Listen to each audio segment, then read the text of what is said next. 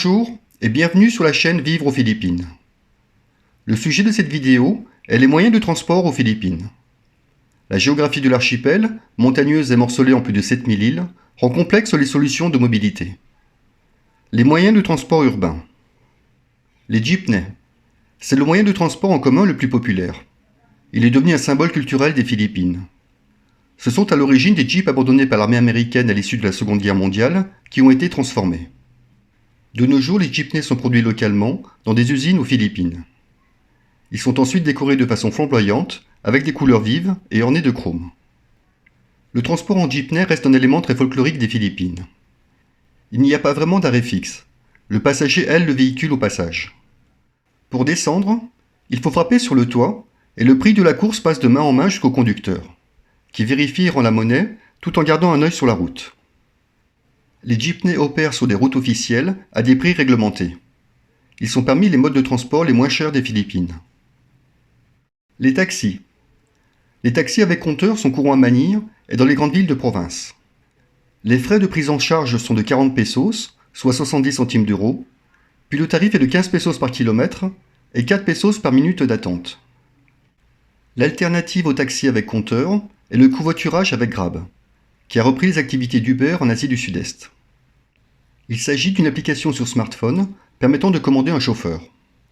On indique notre destination et l'application nous retourne le temps que va mettre le véhicule pour arriver, une estimation du temps de la course et le prix. Ce prix est fixe et il est indiqué avant le départ. La course va donc être le plus directe possible. Les tricycles. Ils sont présents dans la plupart des villes et sont très bon marché. Le tricycle est l'équivalent du tuk-tuk thaïlandais ou du pousse-pousse indien. C'est un sidecar attaché à une moto et recouvert d'un auvent. Leur taille et leur design diffèrent dans chaque région. Les plus grands peuvent transporter jusqu'à 7 personnes. C'est le moyen de transport le plus courant dans la plupart des villes de province. Le coût d'un trajet est de 10 pesos, soit 20 centimes d'euros, et pour les grandes distances, il faut négocier le tarif avant le départ. Les pédicabs. Ils sont semblables aux tricycles, sauf que ceux-ci sont tractés par un vélo. Tout comme les tricycles, ils sont propices aux trajets urbains sur de courtes distances. Les habal-habal. Ce sont des mototaxis avec un siège rallongé dépassant la roue arrière. Les habal-habal ne sont pas des moyens de transport urbain. Ils sont surtout utilisés dans les régions montagneuses, où les routes sont difficilement praticables en voiture ou en minibus, et dans les lieux mal desservis par les transports en commun. Ils sont capables de transporter un nombre impressionnant de personnes. Quelquefois, un passager est assis sur le réservoir d'essence pour faire contrepoids et garder l'équilibre. Les métros. Uniquement présents à Manille, il existe deux réseaux. Le Light Rail Transit, LRT, et le Metro Rail Transit, MRT. Le LRT est le premier système de métro en Asie du Sud-Est. Le premier tramway fut mis en circulation en 1905. Le nom de train léger sur rail est sans doute parce que le réseau est principalement en hauteur, mais le système est semblable à un métro conventionnel. Il y a 3 lignes, LRT1, LRT2 et MRT3. Elles transportent plus de 1 million de passagers chaque jour et sont de bonnes alternatives aux embouteillages de la capitale. Les moyens de transport interurbains. Les bus. Les grandes villes et les provinces sont parsemées de gares routières et de terminaux où opèrent plusieurs compagnies privées. Il y a 2 catégories de confort, ordinaire et de luxe. L'ordinaire n'est pas climatisé, alors que le de luxe l'est, et dispose dans certains cas d'une télévision et du Wi-Fi. Les bus de nuit sont relativement confortables, et surtout très pratiques pour limiter la perte de temps due au transport lors des longs parcours. Voyager en bus est très économique. Un trajet d'1 heure coûte environ 80 pesos, soit 1,40 €. Les vannes. Ils sont plus rapides que les bus et suivent le même itinéraire tout en étant également présents dans les provinces où les transports en commun sont rares. Plus chers et plus exigus que les bus, les vannes sont particulièrement adaptées aux voyages de courte et de moyenne durée. Les trains. La Philippine National Railway, PNR, est la Société nationale des transports ferrés aux Philippines. Elle opère uniquement sur l'île de Luzon. L'itinéraire reliant Manille au sud de l'île de Luzon est interrompu car la partie en rouge n'est plus opérationnelle. Les avions. Plusieurs compagnies aériennes sont présentes. Les principales sont AirAsia, Cebu Pacific Air et Philippine Airlines.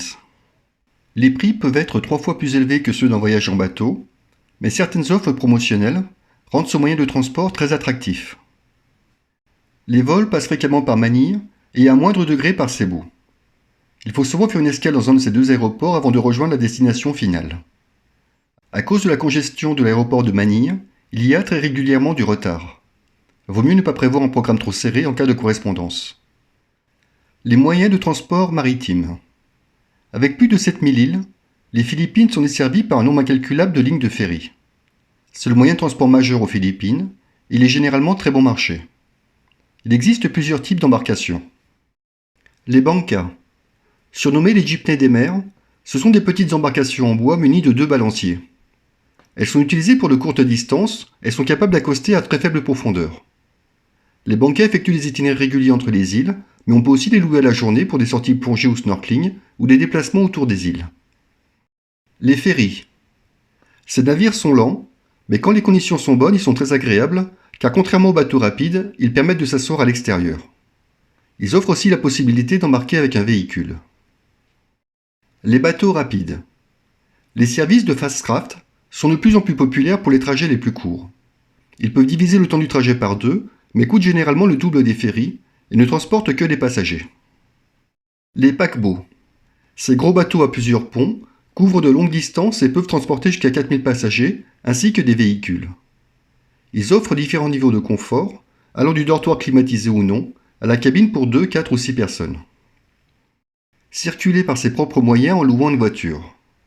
De nombreuses agences locales et toutes les grandes compagnies de location internationale sont présentes dans les grandes villes, ainsi que dans les aéroports et certains hôtels. Toutefois, il est conseillé de louer un véhicule avec chauffeur. Dans les grandes villes, il est parfois plus simple de louer les services d'un taxi à la journée plutôt que de passer par une agence de voyage ou de location de voiture. La location d'un deux roues. Les deux roues sont un merveilleux moyen d'explorer certaines îles et ils sont faciles à louer. Les loueurs sont présents sur la plupart des sites touristiques. Il faut compter environ 400 pesos la journée pour un scooter. Les tarifs sont dégressifs pour une location sur plusieurs jours. Le permis de conduire. Un permis de conduire étranger est valable aux Philippines pendant 90 jours et il doit être accompagné d'un permis de conduire international. En conclusion, il y a de nombreux moyens de transport aux Philippines et il est courant d'en utiliser plusieurs pour arriver à destination. Certains vannes et bankas partent uniquement lorsqu'ils sont pleins, et les aléas climatiques perturbent les vols et les embarcations maritimes.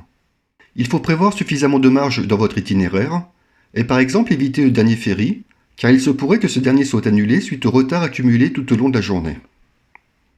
J'espère que cette vidéo t'a plu. N'oublie pas de t'abonner et d'activer la cloche pour recevoir une notification lors des prochaines publications sur la chaîne Vivre aux Philippines. Un grand merci pour ton soutien et ton encouragement. N'hésite pas à mettre en commentaire les sujets qui t'intéressent. Sur ce, prends soin de toi et à bientôt.